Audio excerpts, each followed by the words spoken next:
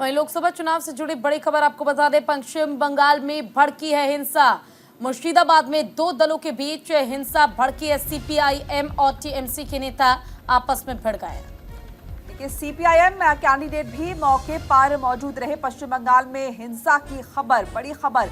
मुर्शिदाबाद में दो दलों के बीच हिंसा की खबर है। सीपीआईएम और टीएमसी के नेता आपस में भिड़ गए हैं। कल भी देखिए इस तरह की खबरें सामने आई थी।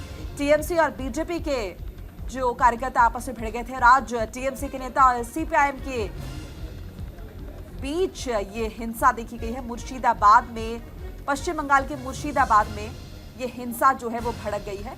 ये बड़ी जानकारी आपको दे। मुर्शिदाबाद में दो दलों के बीच हिंसा, सीपीआईएम और टीएमसी के नेता आपस में भिड़ गए हैं। सीपीआईएम कैंडिडेट भी मौके पर मौजूद रहे। ये बड़ी जानकारी आपको देख रहे हैं। तीसरे चरण का मतदान है। आज सुबह से ही 7 बजे से लोग कतारों में लगे हुए अपने मताधिकार का इस्तेमाल करने के लिए।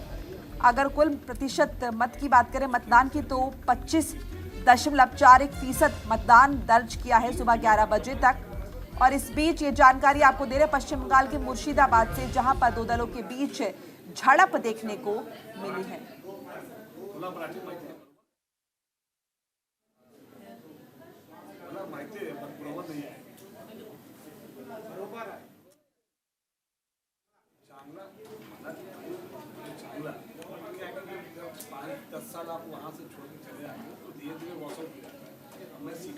तो देखिए, आज 10 राज्य और 1 केंद्र शासित प्रदेश में 93 सीटों पर, यानी कि 93 सीटों पर वोटिंग जारी है। तीसरे चरण का मतदान हो रहा है। पश्चिम बंगाल की हम बात कर रहे थे, जहां पर हिंसा भड़की है। पश्चिम बंगाल में वोटिंग जो है वो काफी जोरों से की गई, लेकिन यहाँ पर टीएमसी नेता और सीपीआईएम के नेता आपस में भिड़ गए। हालांकि इनके भिड़ने के बाद की वो तस्वीर आपको दिखा रहा है न्यूज़ इंडिया, जिसमें आप देखेंगे कि पुलिस अधिकारी जो है मौके पर पहुंचकर जैसे तैसे उन्होंने यहाँ पर माहौल को शांत किया है। और शांत करने के साथ ही कोशिश की जा रही है कि शांतिपूर्ण तरीके से मतदान यहाँ पर हो सके। पश्चिम बंगाल की जब हम बात करते हैं तो आपको याद आता होगा कि टीएमसी की मजबूती कितनी ज़्यादा है कि यहाँ बार बार पीएम मोदी पहुँचते हैं, लेकिन मोदी का जादू, वो मैजिक जो है गारंटी की, यहाँ पर चल नहीं पाता। और अब देखना ये होगा कि 24 के चुनाव में आकर पश्चिम बंगाल में कमल का फूल क्या गुल खुलाएगा।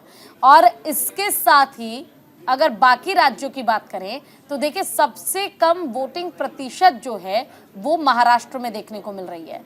लगभग 12 बजे का समय हो चुका है और अब तक मात्र 18% ही मतदान हुआ है। और 18% मतदान के साथ वोटिंग की प्रक्रिया लगातार जारी तो है, लेकिन इससे पहले की भी अगर हम बात करें 2 चरणों के चुनाव की, तो उस चरण में भी महाराष्ट्र में सबसे कम वोटिंग हुई थी। हालांकि महाराष्ट्र में क्या समीकरण बदलेंगे, क्योंकि एक तरफ एकनाथ शिंदे, एक तरफ उद्धव गुट है। उद्धव गुट की बात करें तो इंडिया अलायंस के साथ, और एकनाथ शिंदे की बात करें तो एनडीए के साथ। ऐसे में लोगों का जो रूठा हुआ रवैया है मतदान के प्रति, ये बताता है कि इस बार महाराष्ट्र में कुछ नया तो जरूर देखने को मिलेगा। ये सफर इतना आसान महाराष्ट्र में ना तो एनडीए के लिए होने वाली है और ना ही इंडिया अलायंस के लिए होने वाली है।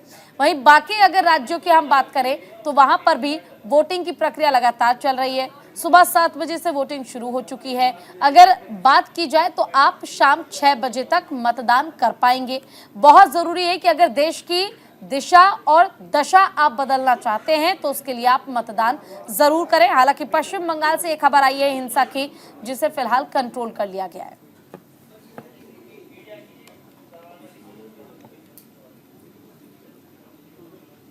11 राज्यों और केंद्र शासित प्रदेशों में आज मतदान जारी है। तीसरे चरण का मतदान आज हो रहा है। 93 सीटों पर ये वोटिंग की जा रही है। और ये तस्वीरें जो हम आपको दिखा रहे पश्चिम बंगाल के, जहां पर सीपीआईएम और टीएमसी के कार्यकर्ता आपस में भिड़े। हालांकि बाद में पुलिस ने बीच बचाव कराया और स्थिति को नियंत्रण में किया। इस बीच देखिए, लगातार हम आपको ये भी बता रहे कि मतदान प्रतिशत कितना रहा है। और अलग अलग मंचों से जो है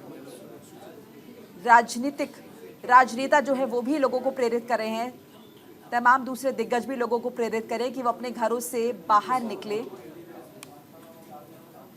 और अपने मताधिकार का इस्तेमाल करें।